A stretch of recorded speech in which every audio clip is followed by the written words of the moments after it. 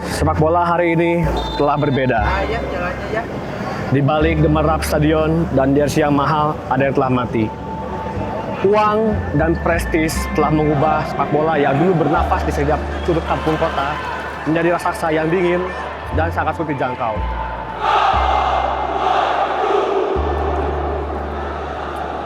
Layaknya melihat hidup yang didandani secara mewah. Sepak bola modern memang terlihat hidup, namun tak sanggup lagi bisa bernafas. Tapi di Bandung masih ada yang percaya bangka ini masih bisa hidup kembali.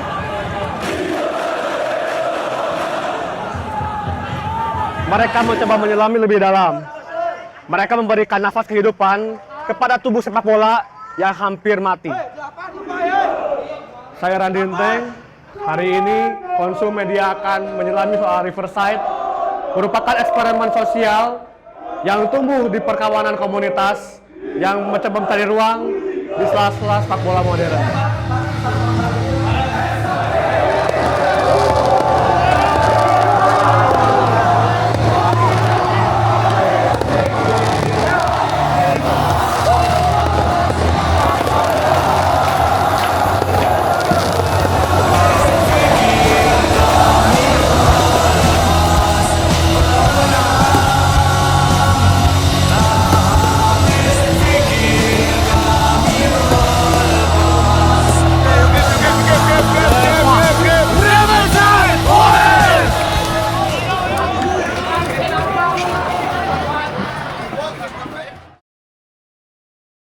Pada saat awal memang kita awalnya kan bikin klub yang nyeleneh gitu. Terus kita coba bareng-bareng lah sama anak-anak, nggak melihat satu kekurangan ya, maksudnya apa sih yang belum dilakukan oleh klub-klub yang sudah ada selama bertahun-tahun. Cuma anak-anak lebih sesimpel pada saat itu kita bikin klub ini nyeleneh dan selera anak muda. Klub yang berbasis pada transparansi, apalagi dalam bentuk keuangan gitu. Terus dikelola sama supporter, itu tadi karena saya waktu itu Jim Keegan dia punya buku Punk Football sama Post Punk Football, terus order lah si buku itu teh kita pelajari, yang membaca inilah dengan teori kita sendiri, maksudnya di sana juga ada cukup lengkap. Wah, kita bikin klub kayak gini nih, klub yang sesuai buku ini. Memang akhirnya kita juga ngontak si Jim Keegan-nya sendiri, penulisnya, untuk sharing bagaimana menjalankan klub yang memang finansialnya dibangun oleh si supporternya, katanya gimana dia sangat banyak memberi masukan untuk si Riverside itu dengan ya kalian harus kreatif gitu, karena klub ini kan klub yang kalian ini sepakat untuk tidak menerima sponsor dari luar yang tidak dilakukan oleh klub-klub yang sudah ada nih, yang sudah ada lama. Wah, ini bisa jadi sarana untuk menyuarakan keresahan gitu, tribun gitunya. Ini jadi media kita lah untuk nge-sounding bahwa iya nih si Riverside terus bikinlah spanduk-spanduk bebeledagan gitunya yang kayaknya nggak bisa nih dilakukan di Liga 1 pada saat itu kan, membawa pesan-pesan seperti ya taruhlah Palestina itu pada saat itu sangat tabunya di Liga 1 nya nggak boleh lah karena jangan pencampuran politik. Nah di sini tuh bisa sampai beberapa spanduk barudak nu ditolak ku awewe ya, ditolak sama cewek pun dipasang gitu. Wulan kamu jahat, aku sayang kamu, kan itu juga bentuk keresahan halus ya barudak. Masih ada yang bawa spanduk soal Taman Sari, segala macam gitu kan. Benar. Banyak lah soal isu-isu publik gitu kan. Seling dibawa, silahkan gitu, kita mah keresahan apapun mau dari anak manapun kita mah benar-benar sangat terbuka gitu. Jadi aku mungkin menyimpulkan gini, Bu. Salah satu masuk BCL juga karena ingin menunjukkan keresahan-keresahan dari teman-teman supporter gitu terhadap dinamika dunia saat yang terjadi saat itu. Gitu. Iya, karena kan itu tadi klub pengen bikin klub yang nyeleneh, betul. yang nggak bisa dilakukan di klub Liga 1 lah resmi, kita bawa di sana gitu. Roda ekonomi kita itu dari merchandise itu sendiri. Terus kedua ya akhirnya anak-anak ya alhamdulillah anak-anak gila dan UKRA-nya tehnya jadi menghubungi kesana komunitas cuek gitu, dan akhirnya ya alhamdulillah tuh yang awal kolaborasi sama si Teenage Death Star ya lumayan tuh buat kas klub untuk menghidupi klub, terus dengan beberapa band-band lain.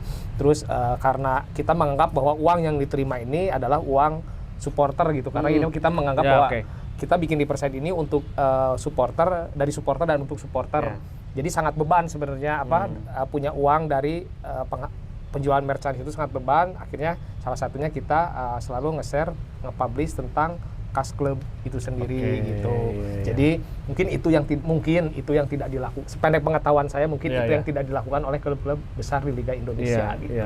Jarang sih, bahkan klub besar taruhlah top 4 aja di liga gitu kan. Nggak kayak gitu juga, nggak sampai nge-share gitu kan. Kayak tadi kan ngomong soal transparansi keuangan yang begitu penting gitu kan ya. Maksudnya orang-orang tahu gitu kan, apalagi ini dari supporter untuk supporter yang memang jarang dimiliki oleh klub profesional sekalipun. Nah, ketika bicara soal keuangan dan kemudian eksistensinya anak-anak yang kemudian juga itu menjadi salah satu peran ya ke si Riverset untuk ikut berkompetisi misalnya dengan Bandung Champions League kan ya. Itu gimana Bo ceritanya Bo bisa gabung sama si BCL? Tapi bukan Bunga Citra Lestari. Bukan. Itu mana nama perumahan? Perumahan sama Bandung.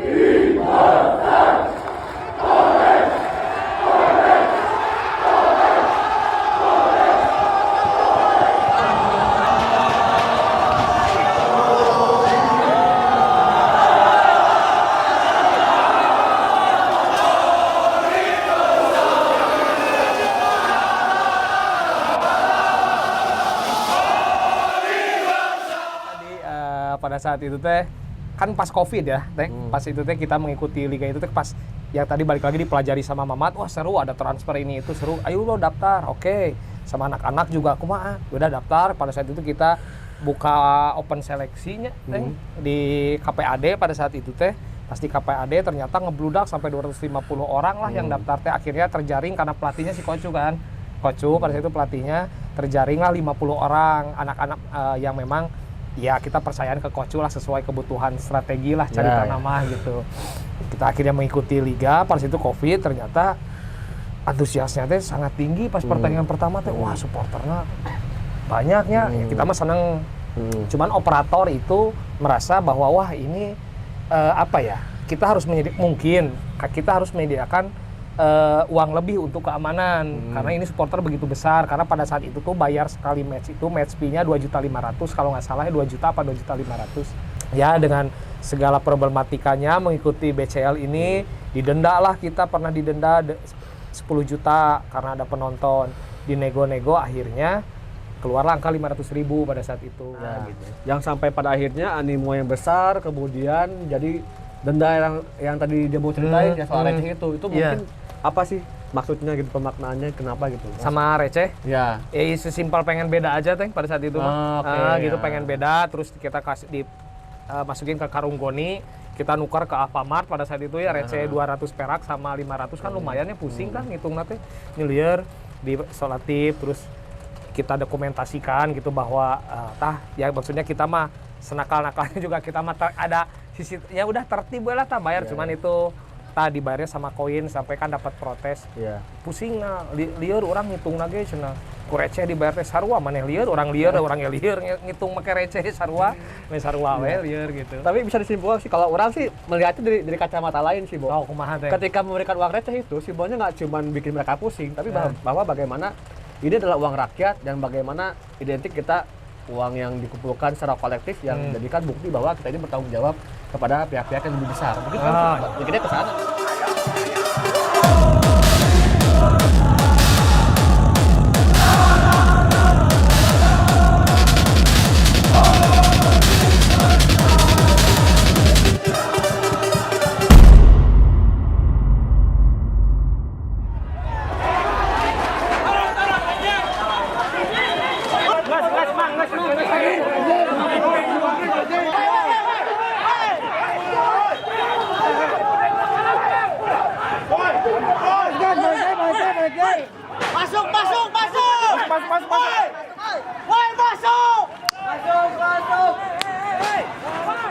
Makna Birthday Brigade dari Kentang apa? Makna si BDB itu sendiri menurut Kentang ya mungkin bisa didapat oleh Kentang sendiri ya. Mungkin dari jiwa kolektifnya Kentang dapat, kekeluargaannya Kentang dapat, dan mungkin di sisi lain yang orang mungkin gak bisa dapat, mungkin nilai plus besarnya garis bawah ya itu keluarga sih. Ada banner yang dipasang dalam kondisi terbalik. Itu apa sih maksudnya gitu? Ya mungkin untuk semua pun juga, mungkin banyak supporter yang di luar pun juga melakukannya. Itu tanda bukti kita lagi berduka cita karena salah satu teman kita BDB, almarhum Ican, telah meninggal dunia di hari Kamis kemarin karena tabrakan.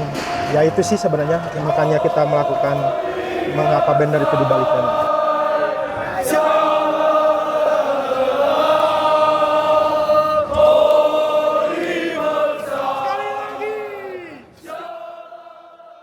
Kita di band dengan alasan supporter. Jadi pada saat itu ada dua pilihan. Silahkan naik kasta tapi tanpa supporter atau di banned. Wah bingungnya bukan pilihan, mending di banned aja gitu pada saat itu. Ya. Karena kan ini klub supporter. Kalau ikutan terus ditonton ke supporter ya buat apa gitu. Ya udahlah mending mundur di banned pada saat itu. Dan pada saat itu kita menghadapi kesulitan di mana nggak ada aktivasi main bola gitu. Ini tuh klub bola, anak-anak bikin itu klub bola, tapi kok nggak ada aktivasi untuk sepak bolanya itu sendiri gitu. Sampai mikir gimana nya arah klub itu paling ya ada sih aktivasi kayak bikin event Sunday League lah, ngundang fun football fun football di beberapa lapang di kota Bandung. Ya udah kita voting ke supporter, pada saat itu voting voting yang ada 3 pilihan lah kalau nggak salah pas itu, bikin festival sepak bola tahunan, bikin acara mingguan ya Sunday League gitu, Liga 4. Anak-anaknya kita dengan ya obrolan warung kopi ya udahlah bikin eta flore ke media sosial votingkeun gitu. Di Instagram yang 1x24 jam itunya fitur eta ternyata bedana teh berapa orang ya? Beda 6 orang apa 8 orang. Yang akhirnya si voting itu teh persentasenya lebih banyak untuk pemilihan untuk kita mengikuti Liga 4 gitu. Baru lagi sebenarnya, kumaha itu kan konsekuensi teh. Konsekuensi orang, nggak bisa, nggak mau. Kan ini kita juga ya menghargai sebuah keputusan voting itu ya. Sebenarnya kalau disebut berhasrat banget dah. Embung, kita mah kecelakaan aja lah masuk Liga 4 itu sebenarnya accident.